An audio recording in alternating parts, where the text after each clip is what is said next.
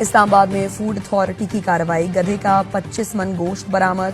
Food authority حکام کے مطابق ترنول میں 50 سے زائد گدھے اور گوشت برآمد کیے گئے۔ موقع پر موجود ایک غیر ملکی شہری کو پولیس کے حوالے کر دیا گیا۔ ملوث افراد کے خلاف مقدمہ درج کرایا جائے گا۔ گوشت کن ایریاز میں سپلائی کیا گیا، تفتیش جاری ہے۔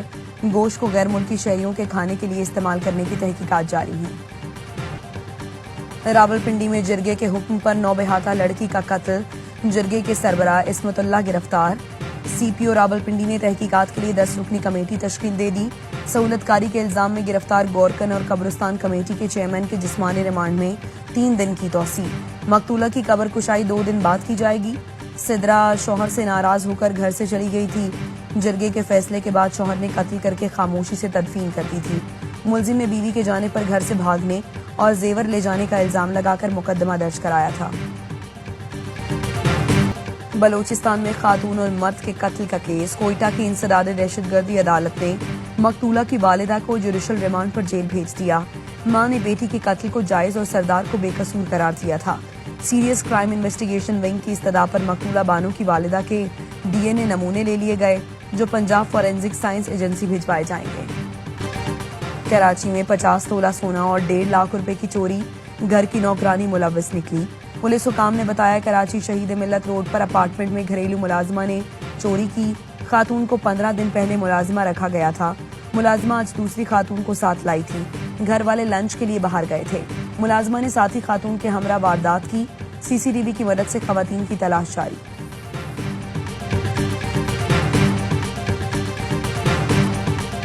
افغانستان کی طرف سے جو ہے وہ انگور ہے، انار ہے، ٹماٹر ہے، سیب ہے۔ ایک تو ریونیو جو ہے بڑھ جاتی ہے دونوں ملکوں کے لیے، اور دوسری بات یہ ہے کہ دونوں ملکوں کے جو عوام ہے سستے داموں میں چیزیں ان کو میسر ہوتی۔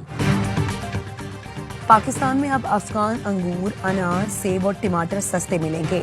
پاکستانی اشیاء پر بھی افغانستان میں کم ٹیکس وصول کیا جائے گا۔ پاکستان اور افغانستان میں 4 چیزوں کے لیے تجارتی معاہدہ۔ پاکستان سے آم، کینو، کیلا اور آلو افغانستان بھیجا جائے گا۔ تاجروں کا کہنا ہے 4 برآمدی اشیاء پر ٹیکس میں کمی سے پاک افغان تجارت کو فروغ حاصل ہوگا۔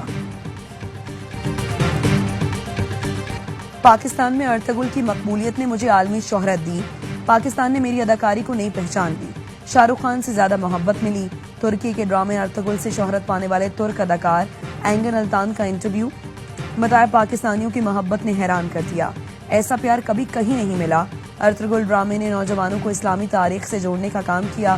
اچھا اسکرپٹ ہو تو پاکستان میں اداکاری کرنے کو تیار ہوں۔ غزہ کے لیے امداد لے کر جانے والے بحری جہاز پر اسرائیلی فوج نے قبضہ کر لیا۔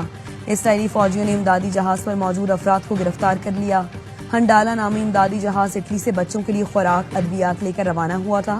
ہنڈالا پر سوار 21 رکنی عملے میں ڈاکٹرز، امدادی رضاکار اور اراکین پارلیمنٹ سوار ہیں۔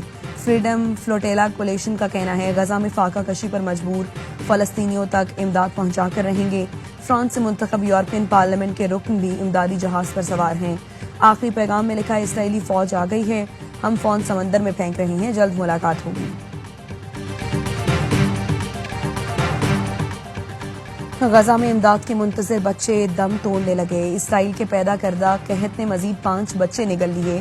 اسرائیلی ناکہ بندی میں غذائی قلت سے 83 بچوں سمیت 127 افراد شہید ہو چکے ہیں۔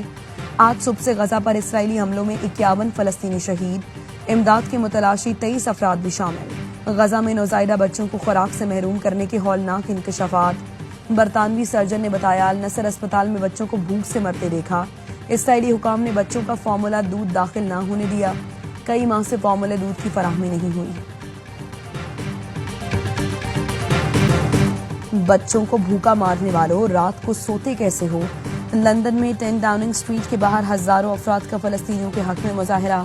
مظاہرین نے اسرائیلی مظالم کے خلاف آواز بلند کی۔ فوری جنگ بندی اور اہل غزہ کو خوراک فراہم کرنے کا مطالبہ۔ غزہ کی قحط زدہ تصویریں دیکھ کر برطانوی وزیراعظم کا دل دہل گیا۔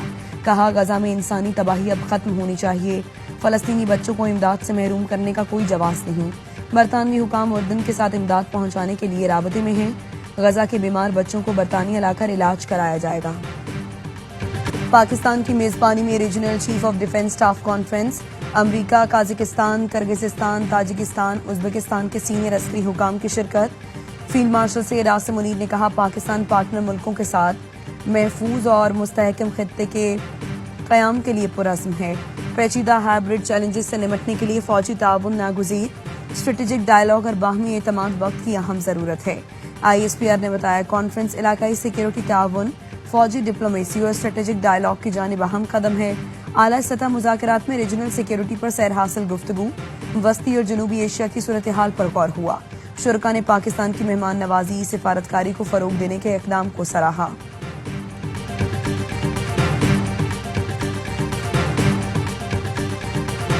حکومت پاکستان کا سربراہ امریکی سینٹ کام کے لیے اعزاز. جنرل مائیکل کوریلا کو نشان امتیاز ملٹری سے نوازا گیا. اعزاز دینے کی پروقار تقریب ایوان صدر میں ہوئی.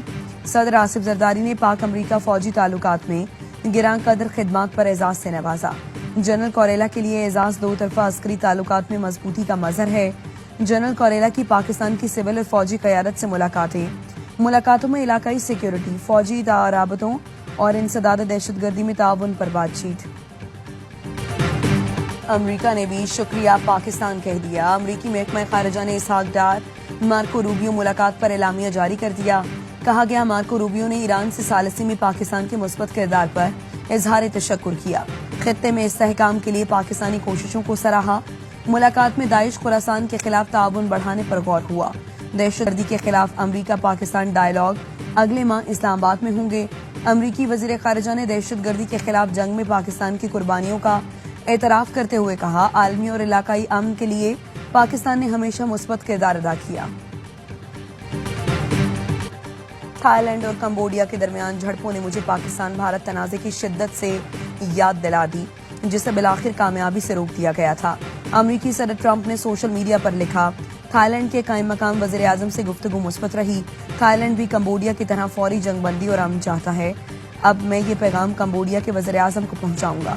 فریقین سے بات کرنے کے بعد لگتا ہے کہ جنگ بندی، امن اور خوشحالی ایک قدرتی راستہ ہے. جلد ہی سب واضح ہو جائے گا.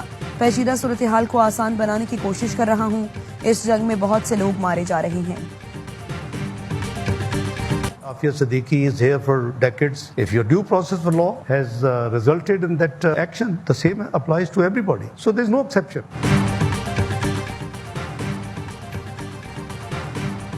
عافیہ صدیقی کی رہائی سے متعلق ہماری حکومت کا موقف دو ٹوک اور واضح ہے کہ اس سے متعلق میرا بیان سیاق و سباق سے ہٹ کر لیا جا رہا ہے.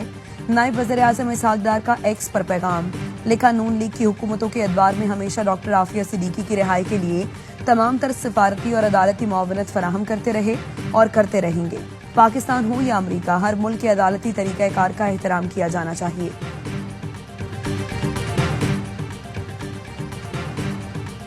بانی پی ٹی آئی کی 9 مئی کیسز میں ضمانت منسوخی کے خلاف اپیلیں دائر.